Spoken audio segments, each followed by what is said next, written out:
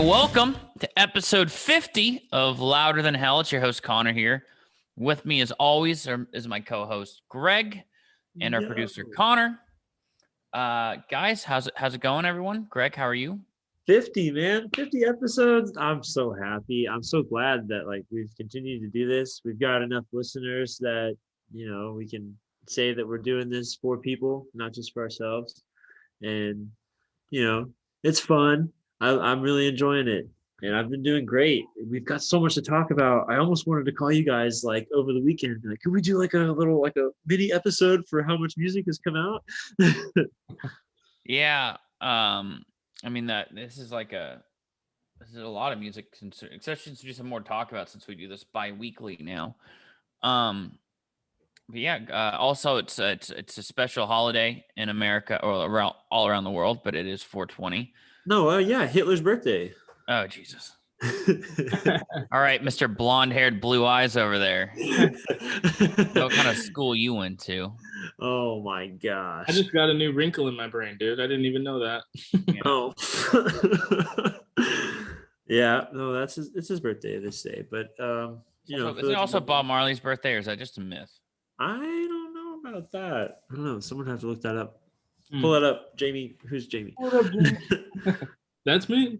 I'll look it up though. But there's been so much new music that's come out that, if you're for a lot of people that are in states like Virginia or New York or New Mexico, where weed or marijuana or cannabis, whatever you want to call it, has been legalized, you can listen to all this new music while you're trying new things.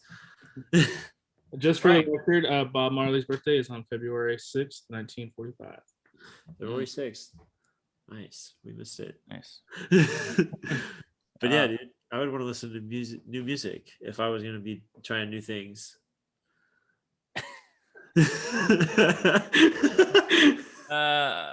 Greg, what was your take? Let's just jump into the episode and get to music. What was your take on Greta Van Fleet's new album, The Battle of Garden's Gate? Because that came out on Friday. Oh, yeah. April 16th, dude. Okay, I actually woke up that morning thinking, okay, new Greta Van Fleet is going to get my day started. And just, it is a wonderful album to listen to just all day. And honestly, some of my favorite songs on it was the last song, The Weight of Dreams. Okay. Of course, the single Age of Machine was really good. Tears of Rain was really, really pretty song. I really like how they brought a more instrumental and melodic element into their I guess arena rock style that they've taken for this album. That's what I would think of it as, is arena rock. Right. And I hope to see them in an arena playing this kind of music, especially Caravel and Light My Love and Built by Nations. Dude, the Built solo. by Nations. Built by Nations is one of my favorite tracks. I think that's one of the sleepers on the album. I was surprised it wasn't a single. Yes. I like The Barbarians. I like Age of Machine. I love My Way Soon. I'm packing my bag. Beat It Bob's just a great way to start the album. Yeah, it was it's such a leap. I feel like they're really coming to. I feel like they're getting out of that cliche that they're a parody of themselves or a parody of Led Zeppelin in a way. And I think this album really helps them legitimize them as as that they're here to stay and to be a massive player for the future of rock and roll. Dude, 100%. 100%. And it's like we said before, they're carving out their own sound with these singles that they released over the past few months, and with this album it's really a solidification, just this is our ground, and this is our flag that we're putting in it right here. Battle at Garden's Gate, y'all. What would you rate it, man? Evans, any favorite songs from it? Oh, I mean, definitely, obviously, Built by Nations. Like you said, Tears of Rain is real chill, but it's also really beautiful. And The Weight of Dreams. Yeah, I'm gonna have to listen to it more, but I'm gonna say, from what I heard, I'm gonna give it a strong to light 8. Strong to light 8. Oh wait, no, sorry. We're right on the money. Strong. So I was gonna say like an 8.2. Yeah, I Okay, was gonna say an 8. nice, nice. I was gonna give it a 7.9, not quite at the 8 mark because replayability value. I feel like that's more something I'll have to listen to like while I'm like out adventuring.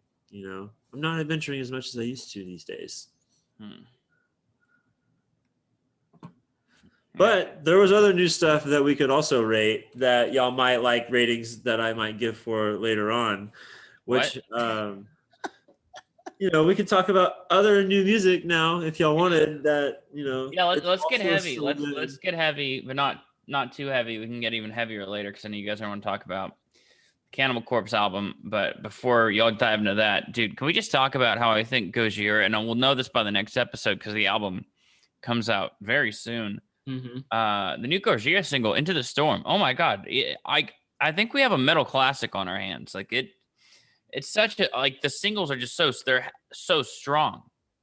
This is the song that I want to see like all the YouTube drum covers of. Yes. Like on my For You page. Like the drums in this song are just amazing. And I feel like out of all the singles, that's probably my favorite one that's come out so far. Nice.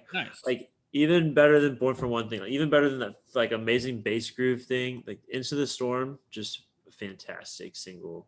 We were born for one thing. Yeah, man. I've been listening to Gojira a lot. I'm really highly anticipating. This should be the last single before the album comes out. Not this Friday, but next, I believe. April 30th. Yeah, because the Dirty Honey album comes out this Friday, the 23rd. Dude, yes, and that's the next single that I wanted to talk about. Gypsy. Man, I love that song. It's so fun. It's so like I don't know. I'd love to hear that in a bar once we're all able to like go out and get into places freely, you know, without masks and whatever. Hell yeah, dude. Coming up soon, man. Coming up soon. Yes. More than, at least for Travis County, more than half of Travis County has gotten their first shot. So.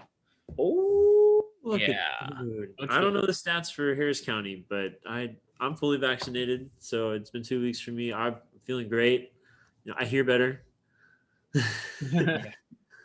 But yeah, dude, I had told y'all something about Gypsy before we started recording that I wanted to mention again, just because like it's really cool. It pays some homage to the band that we named this after, and you know, if Dirty Honey was tuned down half step or full step for Gypsy, it sounded like a Motley Crue song to me. Right. Yeah, I could see that. Dude, just like real like bluesy, like low, fun. Just, oh man. And then like the wild high like lyrics just screaming over. I love it. I can't wait to see them live. Yeah, I think where like Greta Van Fleet kind of flies in the arena of like progressiveness and like these really trippy songs that you don't really always know what they're about, like, or maybe they're about global warming or something serious. Dirty Honey just writes songs to you just make you want to have a good time, and I miss that. So it's just good to see that back in rock and roll. Yes, definitely. And it helps when you have like what I really like about Gypsy, especially, like I just want to point this last thing out about the song is how the bass and the guitar like switch off playing the melody throughout the song. It's really, really fun. Like go back and listen to that. It's really, really fun. Yeah, I'm gonna have to go back and listen to it. It's cool, man. But also we have freaking Cannibal Corpse's new album. All right, this is a perfect time for me to go to the restroom while you talk about this album because I didn't listen to it. Oh my gosh. Okay. Not even the singles. No, I've tried so hard. Like, I'm like, no disrespect to Cannibal Corpse. I hope this is an awesome album for you guys, but like, it's just right past the threshold of like bearability for me on metal. And dude. Yeah, but I have nothing but respect for Cannibal Corpse. I just admittedly, they're too heavy for my liking. But anyway, I will be right back. Y'all just shoot the shit and tell the world and our listeners Oh how my much you guys love god. this album and how much I suck for not giving it a legit chance, maybe. No, we're not. You don't suck. You're gonna listen to it. You're gonna listen to it. But We'll hold you down in a chair and tie you down and have you Yeah. listen to it next time. yeah, dude, you owe us that at least. Sure, whatever. But yeah, Evans, you had gotten this album or like ordered it, right? Or Yeah, like dude, I you were pre-ordered it. And I got the actual artwork, the real artwork, not the censored one. Oh, So there's that. dude. And it comes with beer with red splatter. For those of you listening only, he's showing us the vinyl. Oh wow, it's gold with the red splatter. It's like a bold red splatter too. It's like blood red, dude. Yeah. That's cool. Yeah, I Yeah. remember you had sent me videos of you like listening to it like on your record player. Yeah, and I got it 2 days early, which was really cool. So I got to listen to it before everyone else. Dude, all right, oh my gosh. It also comes with this big like booklet, and it has like So like all the album artwork. yeah, it has like lyrics, and it has like really cool illustrations and stuff like. Oh, nice. Yeah. So that's cool. But dude, what do you think about the album? Honestly, if you have never listened to Cannibal Corpse, I feel like this is a fun album to start out with. Like it's got the perfect amount of like heaviness that you would expect from Cannibal Corpse, and what your friends that are fans of Cannibal Corpse would like come to expect.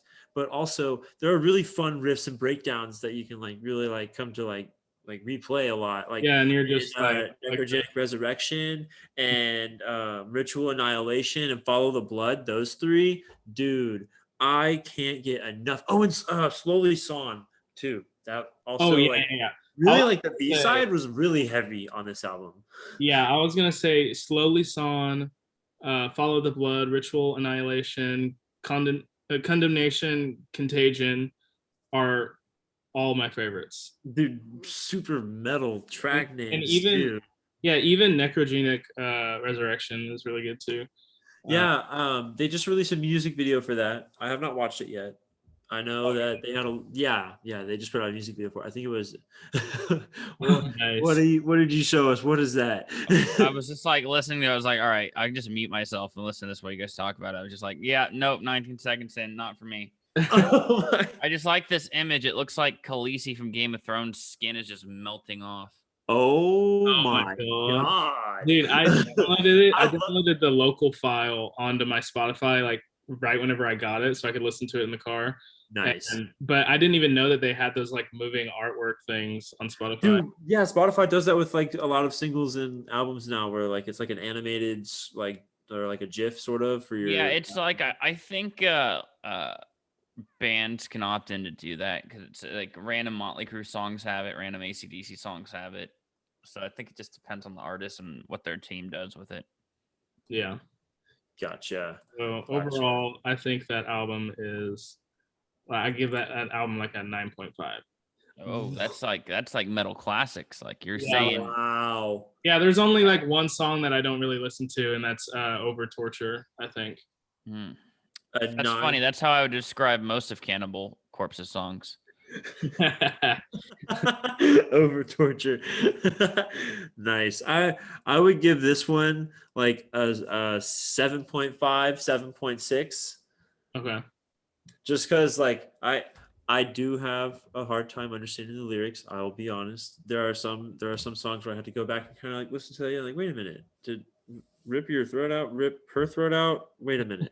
You said that like a turtle, like crawling back into his shell. He just knew what he was saying, which is like gonna get him so much hate. But the album it's very fun to listen to. I enjoyed it a lot. Like just this album, bouncing back and forth between this and Greta Van Fleet, like it was very I don't know, like jump rope. Yeah, I'm sure your neighbors don't know if you're making love to your girlfriend or beating her. Oh my gosh. Just imagine like making love to Cannibal Corpse stuff. That'd be like weird. I don't know, man. There might be some people that enjoy that, and I'm not they're weird. That's Probably. weird. You're Probably. weird if you do that. But dude, there's also like some older music that is still getting some plays, and that's actually really fun to know, like learn about. So Oh, like, we forgot to talk about something I want to talk about. We didn't oh put it on yeah, okay. we didn't put it on the run sheet, but it was just like my added Spotify songs. Nancy Wilson of Heart came out with an acoustic tribute to Eddie Van Halen called For Edward. You can find it on Spotify and wherever you stream music. It's about 2-minute instrumental song.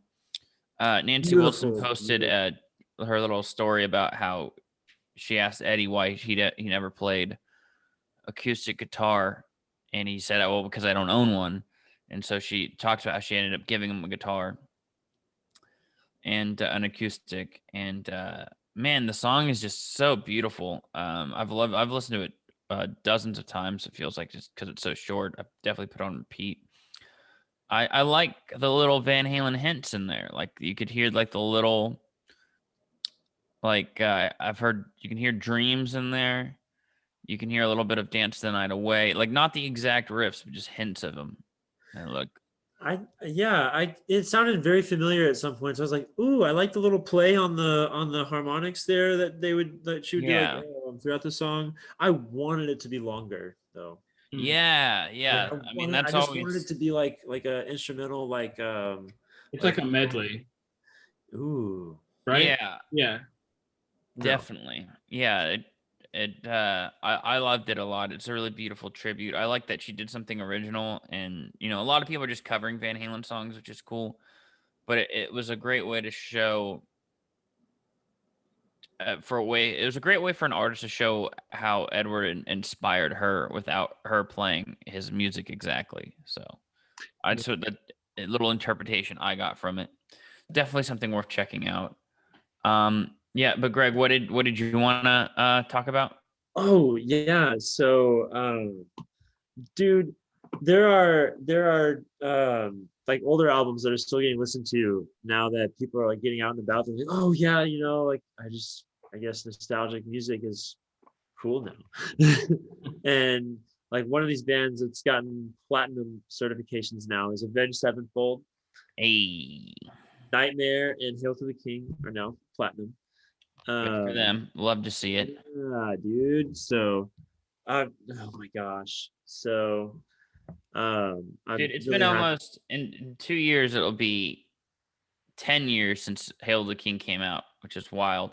Wait, Think about Hail the King. What's that artwork look like again? it. It just has a death bat on it. It's pretty simple. I Yeah. remember buying that CD at FYE in like 2007. No. That was the No, South that's 2013. no. FYE would have been. You probably bought like City of Evil or Or Waking the Fallen. That's no, the one. Yeah, the white. It's no, white. That's the self-titled album. That's okay. it has like critical acclaim and Second Heartbeat or something. Afterlife on it. Yeah, Second Heartbeat has Awaken the Fallen. Okay, yeah. Oh, I guess I'm getting some of them mixed up, but yeah, Thinking of this one right here. yeah, that's the one. Yeah, that's 20. Yeah, because that came out in 2000. That's that one. Yeah. And another band who has gotten more like multi-platinum certifications lately. No thanks to definitely not me and definitely not Connor Evans, but maybe one more person that's on this show is Tool's back catalog, namely 10,000 Days, Lateralis, and Undertow. Do you think it have anything to do with that? Hold on. When we talk about Tool, I'm just gonna. There we go. Now I'm ready to talk about Tool. Yeah, so I definitely did have a lot to do with that. They were one of my. I don't know how many hours I listened to Tool in 2020 and like late 2019, but it was a lot. I got obsessed with all their albums at one time. It was amazing. I had 13 years of. I slept on them for well over a decade, and I think I've made up for it since. A lot of my friends work at the Vulcan Gas Company with me. I'm finding like a lot of Tool fans in the comedy community. That's pretty Well, awesome. That's cool. Well, lucky for y'all, and really lucky for Tool, Undertow, and Undertow went from double platinum to 3 times platinum, and Lateralis went from double platinum to 3 times platinum as well. But 10,000 Days went to double platinum. They were single platinum, so now they just got another million official sold copies. So that's awesome to hear. Like new music stuff. Maybe it's art. Maybe it's us. Like everyone's listening to Tool because of us. Yeah, Or that's really- exactly what it is, and I wish less people would listen to Dream Theater, but you don't shut your mouth about that. Well, I wasn't gonna let them steal this thunder from Tool and Avenged Sevenfold here or anything, Mhm. But unfortunately, they're not, going to be performing live anytime soon from what we've seen. But there are some lineups that I wanted y'all to look at. Maybe we could talk about like going to around September if you guys are free. What are these festivals? So it's called the Incarceration Festival, and it's in Ohio. It's actually at the Ohio State Reformatory, which is the set of the Shawshank Redemption. Oh, Whoa, that's kind of metal. that's Yeah, crazy. the headliners for Friday night headlining is Slipknot, Saturday night headlining is Mudvayne, and Sunday is Rob Zombie. But there's a couple more names that are like really piqued my Also, curiosity about this. Well, don't mean to interrupt, but I guess we gotta talk about Mudvayne reuniting. That's kind of a big deal. Dude, yeah, no, as soon as I saw that, I was like, interesting. And then like the next thing I knew, like minutes later, I saw, oh, Mudvayne reuniting. And so that's really cool. And also Chevelle's going to be performing the same night Mudvayne is, so they're going to be performing their new album, that's for sure. Hailstorm's going to be performing Sunday with or like right before Rob Zombie, and All That Remains, dude. Some old bands too, like Attila, Devil Wears Prada. Wow, August Burns Red. Yeah, August Burns Red's going to be on that Saturday. That on the Hot Topic stage. Yeah. Oh my gosh. Uh, Steel Panthers. All That Remains is going to be on there too. Wait, who'd you say? All That Remains is going to be there too. Yeah, that's gonna be really cool. I saw Steel Panthers on Friday night there with Killswitch Engage and Mastodon. That's gonna be cool. Would you guys be down to go to that? I kind of want to go. Dude. No, I mean I'm probably just gonna wait out for ACL. Wait out for ACL. Yeah, Oh, Hopefully they'll come out with a lineup soon. Yeah, it should be at a week, and then like I guess like I would love to do this instead, but also like I'm like holding out that Rage Against the Machine is going to be on ACL 2021 because the only Texas date they have on their massive tour is El Paso. and that's at the beginning of their tour too. Yeah, and that's a very random place to have your one Texas date. Right. Unorthodox to say in the entertainment industry. Right. Yes. Yeah, you're normally pretty right about your festival and like live concert predictions. I am known to be right about certain things, and festival lineups tend to be one of them when I get my gut feelings. Dude, I'm hoping that all that power from not being able to guess things like that through 2020 has just been reserved and is like gonna double all my cold 2020 takes that my friend Riley has gone back. She started listening to the podcast at episode 1 and has been listening to every episode, catching up and reminding me of things we talked about. Shout out Riley. Funny. Like old things I just forgot we talked about. But yeah, I guess when she catches up, shout out Riley for starting at episode 1 when we were in the 40s, and so whenever you catch it to 50. Yeah, congrats on making it to 50.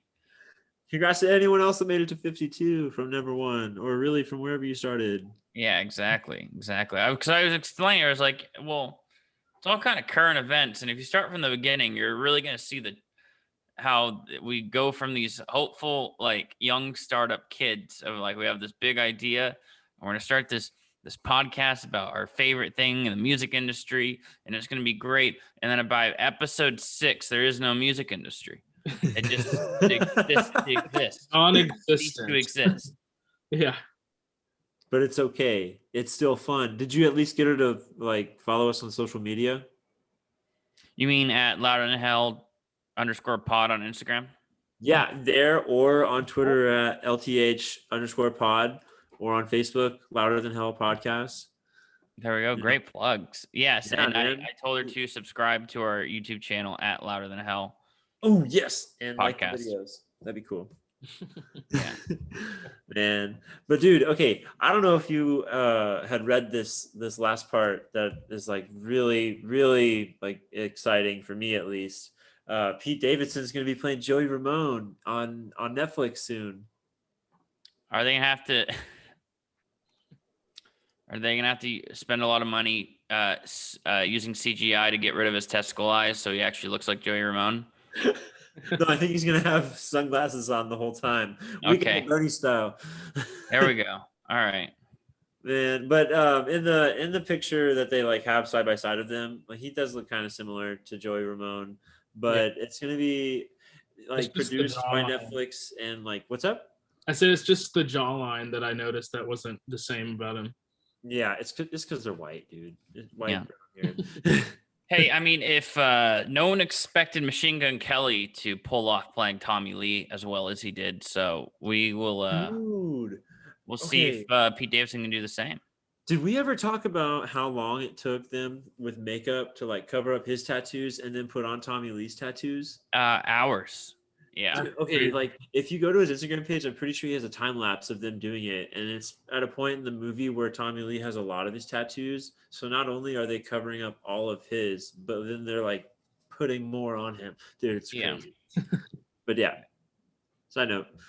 Anyway, well, let's kind of wrap things up here, get to our recommendations, and get out of here. Unless there's anything else we want to touch on real quick. Oh man, nope, that was everything, dude.